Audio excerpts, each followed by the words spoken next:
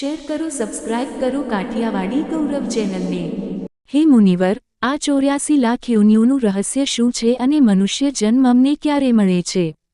સભામાં એકદમ સન્નાટો છવાઈ ગયો।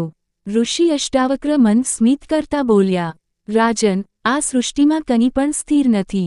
બધું જ એક યાત્રા છે, એક વિકાસ છે। તેમણે આગળ કહ્યું, આત્મા અનાદિ છે।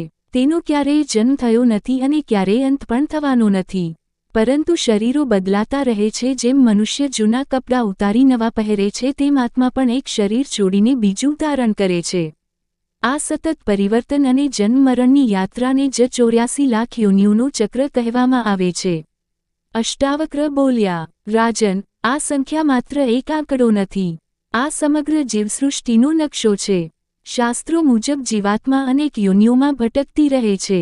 9 લાખ જળચર, 20 લાખ વૃક્ષો અને વનસ્પતિ, 11 લાખ કીટકો અને જીવજંતુઓ, 10 લાખ પક્ષીઓ, 30 લાખ પશુ યોનિઓ અને અંતે 4 લાખ માનવ યોનિઓ।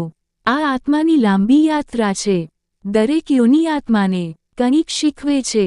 ક્યાંક તે માત્ર ભોજન અને ભય જાણે છે, ક્યાંક સંઘર્ષ શીખે છે, ક્યાંક પ્રેમ, તો ક્યાંક કરુણા। રાજાએ ફરી પ્રશ્ન કર્યો, હે મુનિવર, તો મનુષ્ય જન્મ એટલો વિશેષ કેમ માનવામાં આવે છે? અષ્ટાવક્ર ગંભીર થયા અને બોલ્યા, કારણ કે રાજન, બધી યોનિઓમાં મનુષ્ય જ એક એવો જીવ છે જેને પોતાને ઓળખવાની શક્તિ પ્રાપ્ત છે।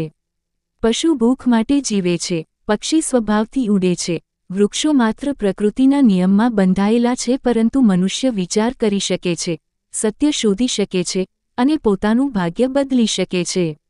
મનુષ્ય જન્મ સહેલાઈથી મળતો નથી। અસંખ્ય જન્મોની યાત્રા પછી આત્માને આ અવસર મળે છે। આ માત્ર જીવવા માટેનો જન્મ નથી, આ મોક્ષ તરફ વધવાનો દ્વાર છે। સભામાં બેઠેલા બધા લોકો મંત્રમુગ્ધ બની સાંભળી રહ્યા હતા। અષ્ટાવક્ર આગળ બોલ્યા, પરંતુ રાજન, દરેક મનુષ્ય આ અવસરનો ઉપયોગ કરતો નથી।